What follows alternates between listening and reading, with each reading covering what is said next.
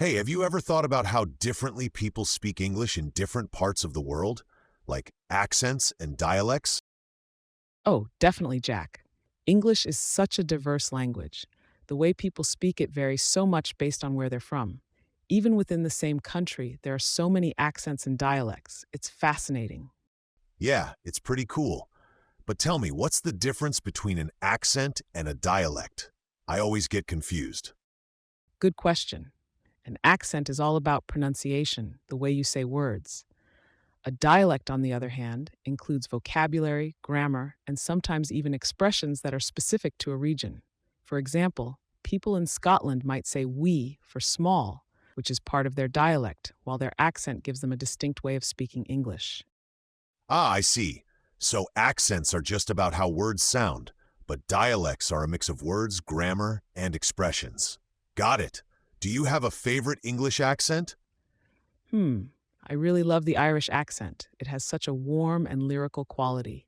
And they use unique phrases too, like, what's the craic, which means what's happening. What about you?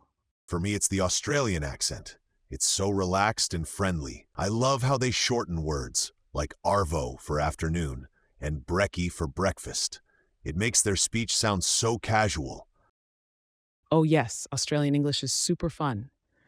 And then there's British English, which has so many accents on its own, from the posh received pronunciation, or RP, to the Cockney accent in London. Oh, like the Cockney rhyming slang? I've heard they say things like, I'm going up the apples and pears, which means I'm going upstairs. Exactly. It's like a secret language. And don't forget about American English. Even there, you'll find regional accents like the Southern drawl, the New York accent, and the Californian way of speaking. Totally. Like in the South, they say y'all instead of you all. And in New York, they might say coffee instead of coffee. Yes, and Californian English has a very relaxed vibe. They use phrases like totally and like a lot. It's almost its own culture of speaking. What about English in non-English speaking countries, like in India or Singapore?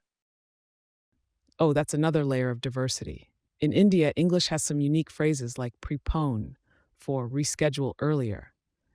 And in Singapore, they have Singlish, which mixes English with Chinese and Malay words.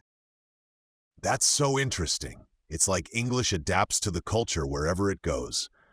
But I guess that can also make it a bit tricky to understand sometimes. True, but that's the beauty of accents and dialects. They reflect the history, culture, and identity of the people speaking them.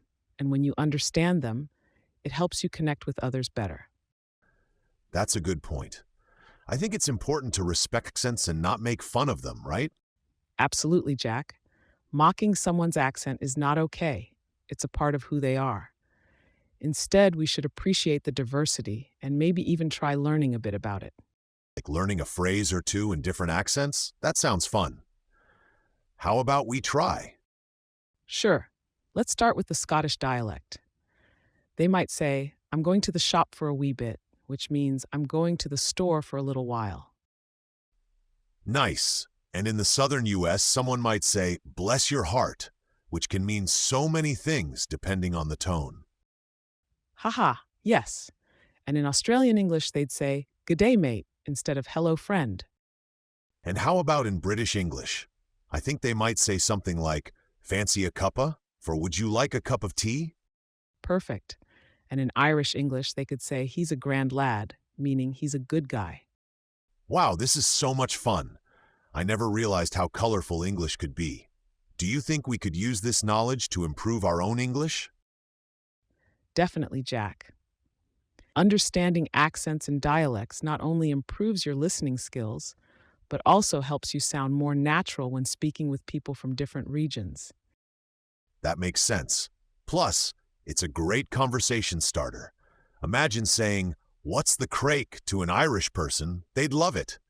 Exactly. It shows interest and respect for their culture. So let's keep exploring accents and dialects. Who knows? Maybe we'll master a few along the way. Challenge accepted. Let's do it.